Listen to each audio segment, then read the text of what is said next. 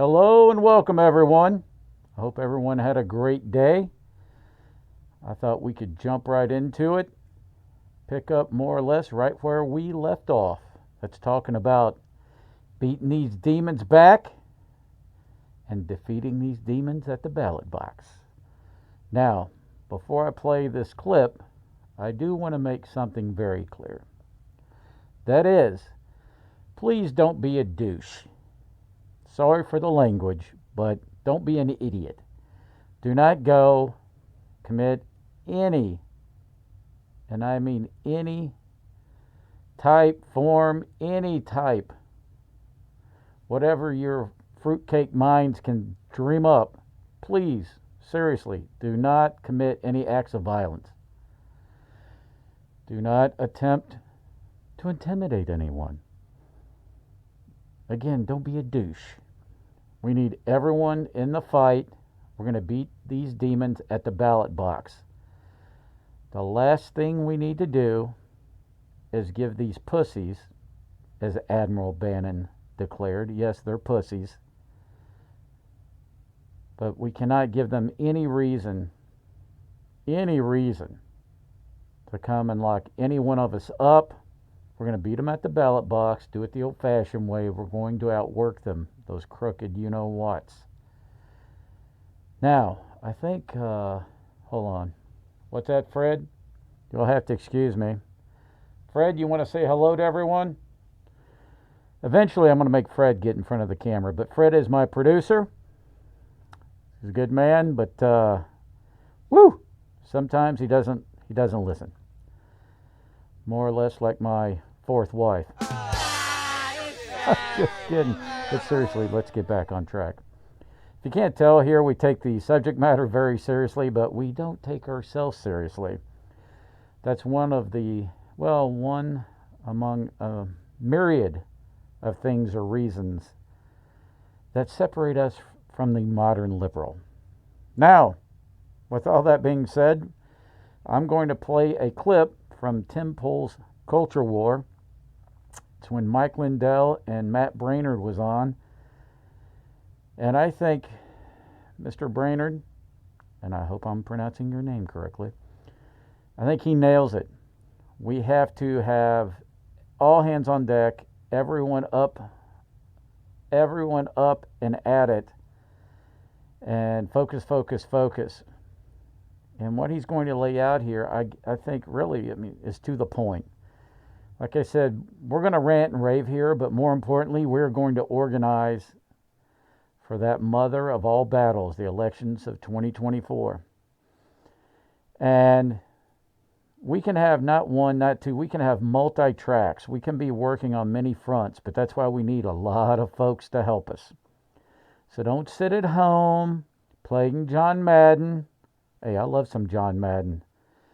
And if my brother's watching, you know you suck, and I'm still the all-time champion. But hey, I don't want to get into that. A lot of you are meeting me for the first time, and yeah, but I will admit it. I am probably, not probably.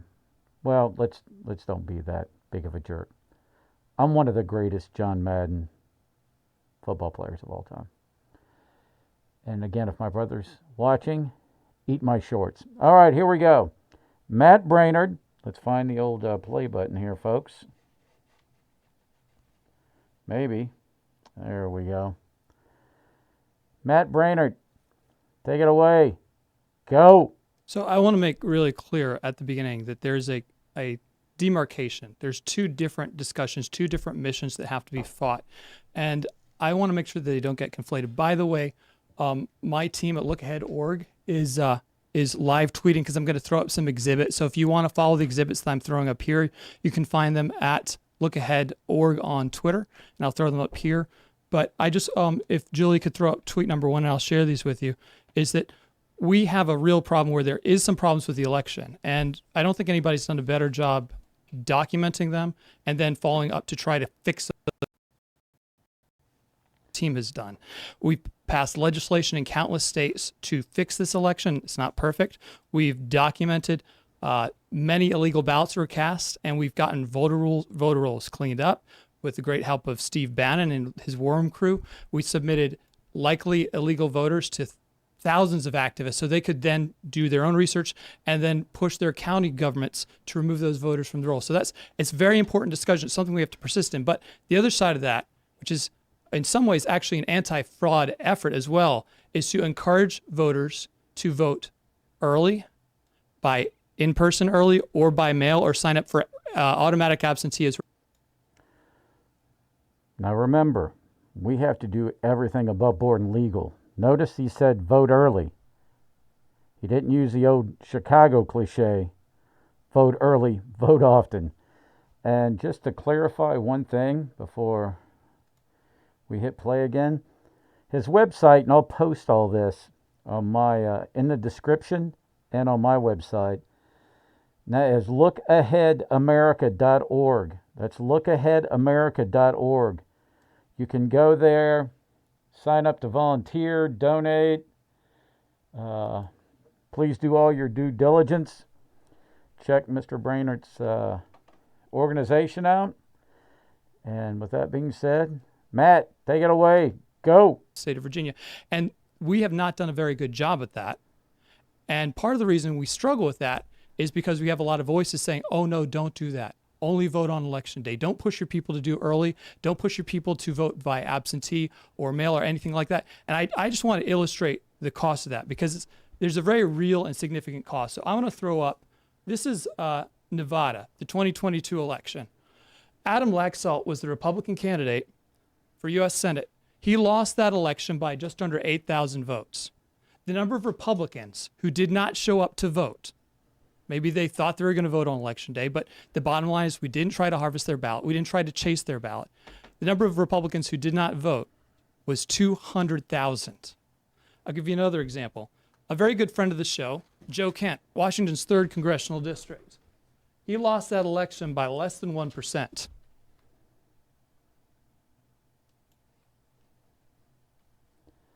Now, listen, and for those of you that are actually watching, Joe Kent's margin of loss was 2,633. 2,633. 97,649, excuse me, the absent Republicans, the Republicans that did not vote, were 97,649. That's 97,649. And the margin of his defeat, Joe Kent's defeat, was 2,633. Let that one sink in. You know, people, there's a lot of reasons people don't vote. We'll go into this in a much deeper dive soon. But again, just let that one swirl around there in your old noggin. Joe Kent lost by 2,633. And these are just the registered Republicans. 97,649 didn't show up. What in the... Come on. You can't be blaming this guy and that guy, and President Obama did this and Hillary Cackle did that. Y'all just didn't show up.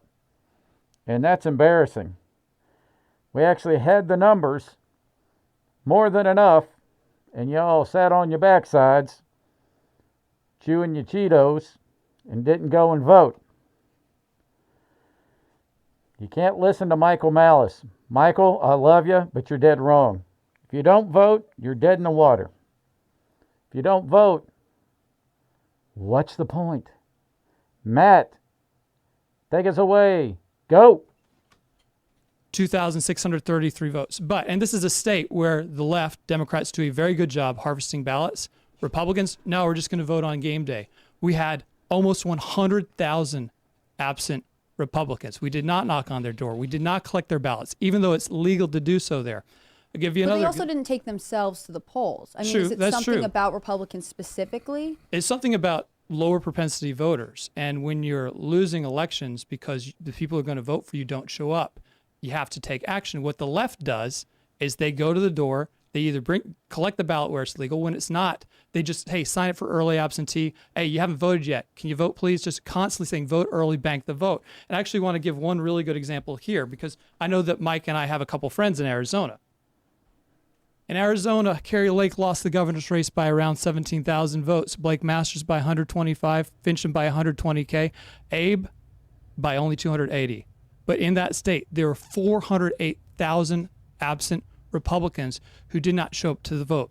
The left has done a much better job turning these people out for their candidates. Our refusal to engage with it and the resistance that we're facing, because there are only two people I know of prominence in this country that are saying, "Oh, don't vote early, don't vote absentee if you're a Republican, save it for election day, if that at all." And those people are Mike Lindell and Van Jones, CNN commentator who was in the Obama administration and got fired because he had communist ties. So those are the voices that are saying, "Don't do this," but it has a real cost. And I'm going to butt in here, Matt. I apologize. Again, let's just back that up. That one there just does my head in because I love me some Kerry Lake. And had to get back here so I could see it, folks. So, Kerry Lake. If Mrs. Davis is watching, honey, you know I love you with all my heart. So, relax. But, Kerry Lake, very easy on the eyes. But seriously, I think her or Kristi Noem could be the very first woman president of the United States. They're both very easy on the eyes. I say that, ladies, with all due respect. The good Lord says you shall not covet. We're moving on before I embarrass myself any further, or Mrs. Davis comes in and starts beating me with a broom. With that being said, Kerry Lake lost by 17,117 votes. 408,391. These are registered Republicans. Did not show up to vote. I believe they stole that election from her. There was all that. I'm going to clear my throat there. There were some weird things going on election day. But even with all that being said, Kerry Lake lost by 17,117. Of the registered, these are just registered Republicans. 408,391 didn't show up. So think about that. She lost by 17,000.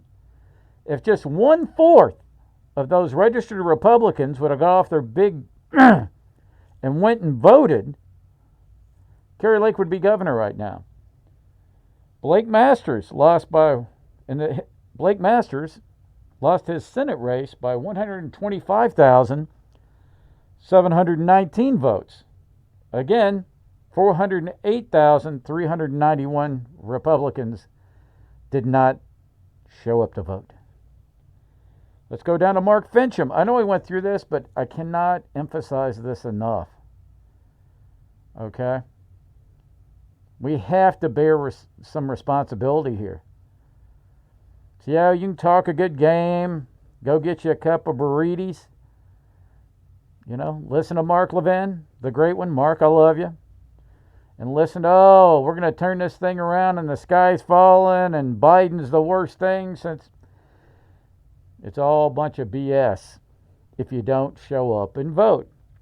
So Mark Fincham running for the Secretary of State office, lost by 120,208 votes. Again, 408,391 Republicans didn't show up to vote. Great job, you yahoos. And this one, if I was Abe Hamadeh, I mean, wow. Are you kidding me? Now, he's just filed some new paperwork with the old judicial system. Think about this. Abe lost his Attorney General's race by 280. That's 280, just 280 votes. And 408,391 Republicans didn't vote. Oh, for the love of all things holy. Are you kidding me? Can you imagine being poor Abe Hamadeh? Again, he just, I think Stephen Miller is helping him, just filed some some paperwork with the higher courts to try to get this thing. I forget, I shouldn't be saying anything at all, but there's X number, it's a few thousand votes that still have not been counted. They still have not counted these votes, so they're going to take it to court and see if they can make them count these votes, these outstanding votes. But the man only lost by 280 votes. But all the legal fees and all the drama could have been avoided. Yes, could have been avoided by just gently putting the Xbox controller down for an hour. Go and do your civic duty and vote. But hey, now that I've berated you, hopefully embarrassed you, I mean, come on, folks. This case here is a prime example. We have no one to blame but ourselves sometimes. Not all the time, but sometimes. All right, Matt, take us away. Matt, go. There are other reasons why we should be voting early, and I'll tell you two of them. Number one is that whenever you vote early or absentee, the campaigns, and I ran a lot of campaigns last cycle. I directed about $7 million in voter contact, okay? When you vote early, we know that you voted early. So what that means is that we no longer have to spend money or volunteer hours trying to turn you out. So voter contact, direct mail, door knockers, phone calls, digital, MMS text, that costs a lot of money. So what the left and the Democrats do is they get as many of their people to vote early as possible so they don't have to contact them anymore. And they can take their limited financial resources and focus them solely on the hard cases. A much narrower universe, more dollars spent per voter, right? Our people wait until election day, and we're not really sure who's going to vote and who's not going to vote. So the cost for us to target that much larger universe, and we're already at a financial disadvantage with the left, is tremendous. So just by you voting early or absentee, you're basically making a contribution of up to several $100s to the candidates that you support. Finally, of all the illegal ballots that we were able to document, and we've documented a lot of them, it's primarily people casting votes they shouldn't have cast. And in some cases, maybe somebody else cast that vote in their name. They got a handle on somebody's ballot they shouldn't have and cast it. Or we fear about, not showing ID on election day. The very best way to prevent your ballot from being cast by somebody else is do it yourself early. So it's an anti-fraud effort. Now look, Mike and I can talk all day long about different ways to secure the elections, but that's on a different track. While we do that, we have to do everything we can to get our people to... Again, excuse me, Matt. So listen, I hope you were listening. He's saying, look, more or less what he's saying is if you can't donate to my organization, if you just bank your vote, just go and vote early. I know a lot of folks, a lot of the old timers, like my Uncle Odell, my Uncle Johnny, they get up, they're there when the polls would open, and they believe you vote, there's election day, it's not election month. Well, to a certain degree, I believe that too. But these modern liberal demons, they've gamed the system, baby. If they're going to... Again, we'll go into a very deep dive here shortly. But when you have Kerry Lake starting X number of tens of thousands of votes behind at 6:01 a.m. or whatever time, your local polls open up, they're saying, hey, look, all I'm asking you to do is just vote early. It's free. It's easy. Okay? And that frees up my resources. Let's say you're not able to go knock on doors. You're not able to phone bank. You're not able to donate. But by voting early, you're helping out. You heard the man. It's like making a in-kind contribution. Bank the vote. As my Uncle Odell would say, bank the vote, mother... Yeah, that's what he would say. What are you, stupid? I mean, come on. These guys are playing in the NFL. We're not even playing Pee-wee. It's ridiculous. Sorry, I'm getting a little worked up here. Fred, keep me in check. All right, buddy. All right, Fred's saying we got to finish this video. So, Matt, Mr. Matt Brainerd, go. Vote early, vote absentee, in person, however it takes, as soon as possible, and to fund efforts to go after the hard cases that, look, you can tell these people all the reasons in the world they should vote on election day. but they're not going to. They're just not that engaged. We've had hundreds of thousands. You've seen every one of these elections. I can even show Herschel Walker here. He lost by 100,000 votes in Georgia. There were almost 600,000 Republicans who did not show up.